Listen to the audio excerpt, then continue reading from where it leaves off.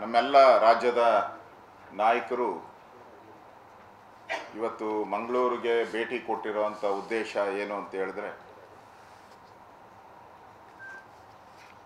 ಮಂಗಳೂರಿನ ಎಲ್ಲ ಸ್ಟೇಷನ್ಗಳು ಕಾಂಗ್ರೆಸ್ಸಿನ ಪೊಲೀಸ್ ಸ್ಟೇಷನ್ಗಳು,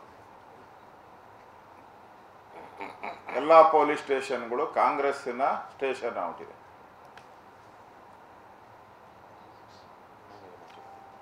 ಹೊಸದಾಗಿ ಕಮಿಷನರು, SP ಬದಲಾವಣೆ ಯಾಕೆ ಮಾಡಿದ್ರು? ಇವ್ರದೇ ಸರ್ಕಾರ, ಹಿಂದೆ ಇದ್ದಂಥ ಇವ್ರದೇ ಸರ್ಕಾರ ಅವ್ರನ್ನ ಪೋಸ್ಟ್ ಮಾಡಿದ್ರು ಅಂತ ಅನಿಸುತ್ತೆ. ಬದಲಾವಣೆ ಯಾಕೆ ಮಾಡಿದ್ರು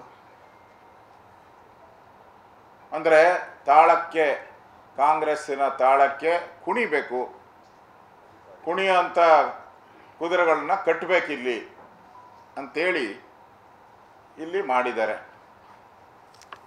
ನಮ್ಮ ಕಾರ್ಯಕರ್ತರಿಗೆ ರಾತ್ರಿ 12 ಗಂಟೆ, 1 ಗಂಟೆ, 2 ಗಂಟೆ ಹೋಗ್ತಾರೆ. ನಾವು ಪೊಲೀಸರನ್ನ, ನಾವು ನಮ್ಮ ರಾಜ್ಯದ ಅಧ್ಯಕ್ಷರು, ನಮ್ಮ ಸದಾನಂದ ಗೌಡರು, ಎಲ್ಲರೂ, ನಾರಾಯಣ ಸ್ವಾಮಿ ಎಲ್ಲ ಕೇಳಿದ್ರಿ, ಯಾವ ಕಾನೂನಿನ ಪುಸ್ತಕದಲ್ಲಿ ಬರ್ದೈತೆ ತೆಗಿಯಪ್ಪ ಅಂತ ಕೇಳಿದ್ದೀರಿ.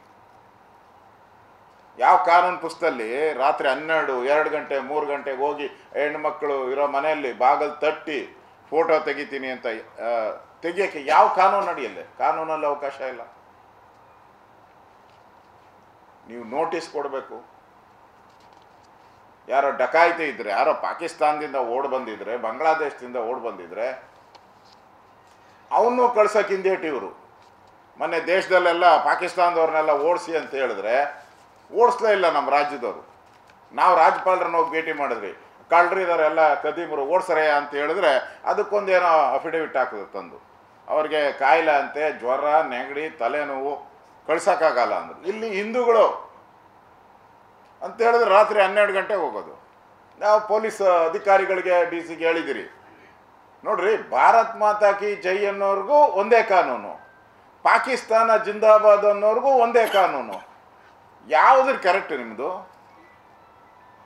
ಹೋಲಿಕೆ ಮಾಡೋಕ್ಕೆ ಅದೇನೋ ಹೇಳ್ತಾರಲ್ಲ, ನಾವು 21 ಜನ ಇವ್ರನ್ನ ಹಿಂದೂಗಳು, ಒಂದು 15 ಜನ ಮುಸ್ಲಿಮರು, ಹಿಂಗೆ ಟ್ಯಾಲಿ ಮಾಡೋಕ್ಕೆ ಹೋಗ್ತಿರಲ್ಲ. ಯಾಕೆ ಟ್ಯಾಲಿ ಮಾಡೋಕ್ಕೆ ಹೋಗ್ತೀರಾ ನೀವು? ದೇಶ ವಿರೋಧಿಗಳನ್ನು, ದೇಶ ಪ್ರೇಮಿಗಳನ್ನು ಒಂದೇ ತಟ್ಟೆಯಲ್ಲಿ ತೂಗಬೇಡಿ ಅಂತ ಹೇಳಿದ್ದೀರ ಅವ್ರಿಗೆ. ಏನು ಪಾಕಿಸ್ತಾನ ಸೈನಿಕರು ಒಂದೇ, ಭಾರತದ ಸೈನಿಕರು ಒಂದೇನಾ? ಈ ಮೆಂಟಾಲಿಟಿನ ಬಿಡಬೇಕು ಅಂತ ಹೇಳಿದ್ದೀರಿ. ಮನೆಗಳ ಹತ್ರ ಹೋಗಿ ಟಾರ್ಚರ್ ಮಾಡೋದು ಇವೆಲ್ಲ ಭಾಳ ದಿನ ನಡೆಯಲ್ಲ. ನಾನು ಅಧಿಕಾರಿಗಳಿಗೆಲ್ಲ ಹೇಳಿದ್ದೀನಿ, ಇನ್ನಿರೋ ಸರ್ಕಾರ 2 ವರ್ಷ, ಅದು ಗ್ಯಾರಂಟಿ ಇಲ್ಲ. ಈಗ ನಡೀತಾ ಇರೋ ಬೆಳವಣಿಗೆಗಳು ನೋಡಿದ್ರೆ ಅದು ಗ್ಯಾರಂಟಿ ಇಲ್ಲ. ಯಾವಾಗ ಬಿದ್ದೋಗ್ತೈತೋ ಸರ್ಕಾರ ಗೊತ್ತಿಲ್ಲ. ಆ ಪರಿಸ್ಥಿತಿಯಲ್ಲಿ ಇವತ್ತು ಸುಹಾಸ್ ಶೆಟ್ಟಿ ಕೊಲೆ ಪ್ರಕರಣವನ್ನು ನಾವು ಮೊದಲಿಂದನೂ ಹೋರಾಟ ಮಾಡಿದಿರಿ, ಇಲ್ಲಿ ಬಂದು ಧರಣಿ ಮಾಡಿದಿರಿ, ಹೋರಾಟ ಮಾಡಿದಿರಿ, ಪತ್ರಿಕಾ ಸಂದರ್ಶನ NIಗೆ ಕೊಡಬೇಕು ಅಂತ ರಾಜ್ಯ ಸರ್ಕಾರ ಹಿಂದೇಟಾಗ್ತಾಯಿತ್ತು. ನಾವೇ ಮಾಡ್ತೀರಿ ಅಂತ. ಈಗ ನಾವೇನು ಹೇಳಿದ್ರಿ ಅವತ್ತು? ಈ ಘಟನೆ ಹಿಂದೆ ಕೇರಳದಿಂದ ಬಂದಿರೋರು ಇದ್ದಾರೆ, ಪಾಕಿಸ್ತಾನದಿಂದನೂ ಬಂದಿರ್ಬೋದು, ಯಾವ ನಿಷೇಧಿತ ಪಾಪ್ಯುಲರ್ ಫ್ರಂಟ್ ಇದೆ ಅದರಲ್ಲಿ ಇನ್ವಾಲ್ವ್ಮೆಂಟ್ ಇದ್ದಾರೆ, ದುಡ್ಡೆಲ್ಲಿಂದ ಬಂದಿದೆ ಇವ್ರಿಗೆ, ಇವೆಲ್ಲ ತನಿಖೆ ಆಗಬೇಕಾದ್ರೆ ಅಂತಾರಾಷ್ಟ್ರೀಯ ಮಟ್ಟದ ಏಜೆನ್ಸಿ, ತನಿಖೆ ಮಾಡೋ ಏಜೆನ್ಸಿ ಬೇಕು ಇದಕ್ಕೆ. ಅದಕ್ಕೆ NI ಕೊಡಿ ಅಂದಿರಿ, ಇವತ್ತು ಕೊಟ್ಟಿದ್ದಾರೆ. ನಾವೆಲ್ಲರೂ ಕೂಡ ಸ್ವಾಗತ ಮಾಡಿದ್ದೀರಿ. ಸತ್ಯಾಂಶ ಹೊರಬರುತ್ತೆ ಅಂತ ಪೂರ್ಣ ವಿಶ್ವಾಸ ನಮಗಿದೆ. ಸತ್ಯಾಂಶ ಹೊರಗಡೆ ಬರ್ತೈತೆ ಅಂತ ಅವ್ರ ಕುಟುಂಬದವ್ರಿಗೂ ಅಟ್ಲೀಸ್ಟ್ ಸತ್ತಿರೋ ಅಂಥ ಸುಹಾಸ್ ಶೆಟ್ಟಿ ಆತ್ಮಕ್ಕೆ ಶಾಂತಿ ಸಿಗುತ್ತೆ, ಸತ್ಯ ಹೊರಬರುತ್ತೆ ಅಂತೇಳಿ ಅವ್ರ ಕುಟುಂಬದವರು ಸ್ವಾಗತ ಮಾಡಿದ್ದಾರೆ. ನಾನು ಇಲ್ಲಿನ ಆಡಳಿತ ನಡೆಸುವಂಥ ಅಧಿಕಾರಿಗಳ್ಗೆ ಹೇಳ್ತೀನಿ, ಯಾರ್ದೋ ಮಾತು ಕೇಳ್ಕೊಂಡು ನೀವು ತಪ್ಪು ಮಾಡಿದ್ರೆ ಮುಂದೆ ಪಶ್ಚಾತ್ತಾಪ ಬೀಳಬೇಕಾಗುತ್ತೆ. ಕಾನೂನೇನಿದೆ ಕಾನೂನು ಪ್ರಕಾರ ಮಾಡಿ. ದೇಶದ್ರೋಹಿಗಳಿಗೂ ಒಂದೇ ಕಾನೂನು, ದೇಶದ ಪರವಾಗಿರೋರಿಗೂ ಒಂದೇ ಕಾನೂನನ್ನು ಮಾಡಬೇಡಿ ಅನ್ನೋ ವಿಚಾರವನ್ನು ಸ್ಪಷ್ಟವಾಗಿ ನಾವೆಲ್ಲ ಮುಖಂಡರುಗಳು ಅವ್ರಿಗೆ ತಿಳಿಸಿದಿರಿ. ಇವತ್ತೇ ಲಾಸ್ಟು, ನಾಳೆಯಿಂದ ಈ ಪಾಠಗಳನ್ನು ಇಟ್ಕೊಂಬೇಡಿ. ನಾವು ಎಲ್ಲ ಸರ್ಕಾರ ನಡೆಸಿರೋರೆ, ನಮ್ಮ ಮುಖ್ಯಮಂತ್ರಿಗಳು ಇಲ್ಲೇ ಇದ್ದಾರೆ, ನಮ್ಮ ಪಕ್ಕದಲ್ಲಿ ಸರ್ಕಾರ ನಡೆಸಿದ್ದೀರಿ. ಅದರಿಂದ ಈ ಥರದ ಚಟುವಟಿಕೆಯನ್ನು ಬಿಟ್ಟು ನ್ಯಾಯಯುತವಾಗಿ ನಾವು ಬೆಂಗಳೂರಲ್ಲಿ ಹೇಳಿದ್ದೀರಿ ವಿ ಆರ್ ವಿತ್ ಪೊಲೀಸ್ ಅಂತ, ಕಮಿಷನರ್ನ ಸಸ್ಪೆಂಡ್ ಮಾಡಿದ್ರು, ವಿ ಆರ್ ವಿತ್ ಪೊಲೀಸ್ ಅಂತ ಹೇಳಿದಿರಿ.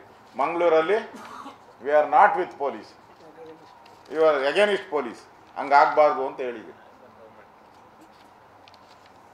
ಯಾರೋ ಗೌರ್ಮೆಂಟವರು ಚಿತಾವಣೆಯಿಂದ, ಯಾರೋ ಪುಡಿ ಲೀಡರ್ಗಳ ಚಿತಾವಣೆಯಿಂದ ಇಲ್ಲಿ ಹಿಂದೂ ಕಾರ್ಯಕರ್ತರಿಗೆ ತೊಂದರೆ ಕೊಡೋವಂಥ ಕೆಲಸ ಮಾಡಿದ್ರೆ ಅದರಿಂದ ನಿಮಗೆ ಒಳ್ಳೆಯದಾಗಲ್ಲ ಅನ್ನೋ ಮಾತನ್ನು ಕೂಡ ಅವರಿಗೆ ಯಾವ ರೀತಿ ಹೇಳಬೇಕು ಅದನ್ನು ಹೇಳಿದಿರಿ. ನಾವಿವತ್ತು ನಮ್ಮ ಕಾರ್ಯಕರ್ತರಿಗೆ ಸ್ಪಷ್ಟವಾಗಿ ಹೇಳ್ತಾ ಇದ್ದೀರಿ, ನಾವು ನಿಮ್ಮ ಜೊತೆ ಇದ್ದೀರಿ, ಭಯ ಬೀಳಬೇಡಿ. ಎಲ್ಲ ನಮ್ಮ ಕಾರ್ಯಕರ್ತರಿಗೆ, ಹಿಂದೂ ಸಂಘಟನೆಗಳ ಕಾರ್ಯಕರ್ತರಿಗೆ ನಾವು ನಿಮ್ಮ ಜೊತೆ ಇದ್ದೀವಿ. ಇಡೀ ಪಾರ್ಟಿ ಯಾವುದೇ ಸಂದರ್ಭ ಬಂದರೂ ಹೇಗೆ ಬಂದರೂ ನಾವು ನಿಮ್ಮ ಜೊತೆ ನಿಲ್ತೀರಿ. ಎನಿ ಮೂಮೆಂಟ್ ನಿಮ್ಮ ಭಯ ಬೀಳಬೇಡಿ ಅನ್ನೋ ಸ್ಪಷ್ಟ ಸಂದೇಶವನ್ನು ಕೂಡ ನಮ್ಮ ಕಾರ್ಯಕರ್ತರಿಗೆ ನಾವು ಕೊಡ್ತಾ ಇದ್ದೀವಿ.